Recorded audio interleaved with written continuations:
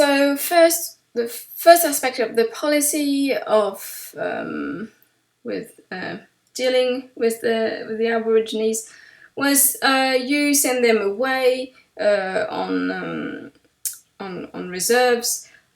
We cannot forget about them. And the other element was that you try to have mixed race people so that the color can be bred out. So this was the idea developed by Neville. Neville was the Western Australian protector of the Aborigines. And really, it was a time where eugenics were influential. It was ideas like social Darwinism. Okay, so you could hear him say, I see no objection to the ultimate absorption into our own race of the whole of the existing Australian native race. Right, so in 1997, a report was published called Bringing Them Home. So this report dealt with the stolen generation. So the stolen generation was part of this policy, breeding out the color. Okay.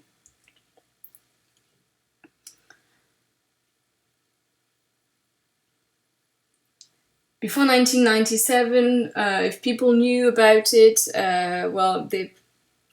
perhaps not that many people knew about it, and really it came as a shock to many Australians.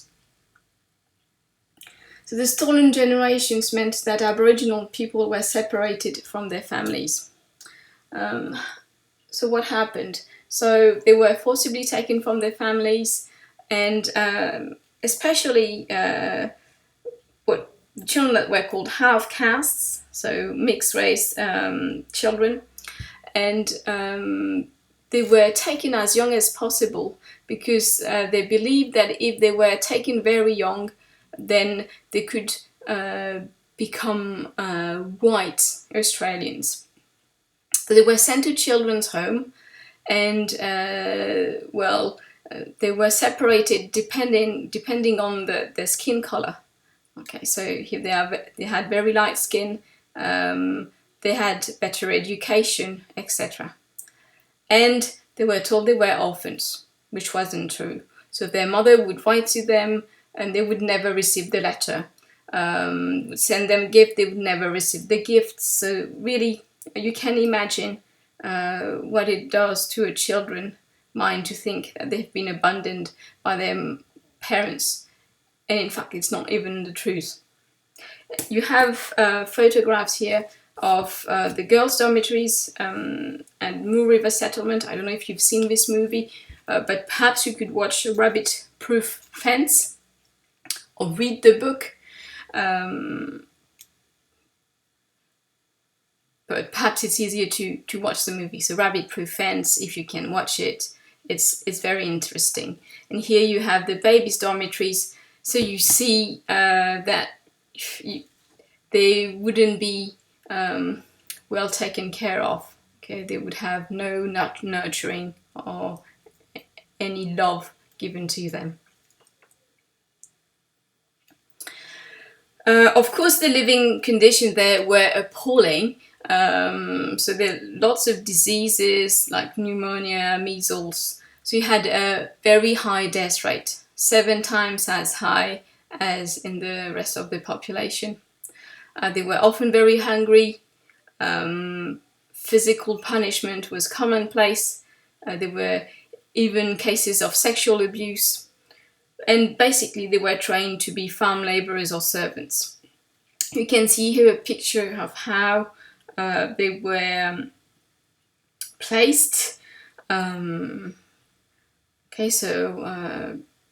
People, if you read this there, I like the little girl in the center of the group, but if taken by anyone else, any of the others would do, as long as they are strong. Okay, so they are not, they are taken by by white people to work, okay, not to be loved or raised as their own children at the time. That's before World War II.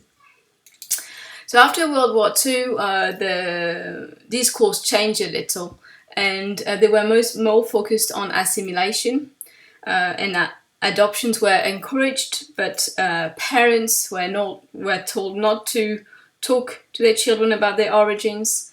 They could return the child if the skin became too dark, and of course this was done without the real mother's consent. Okay, so the mother, most of the time they were illiterate, so they would just put a cross on a piece of paper, and the officials would fill in the remainder of the paper.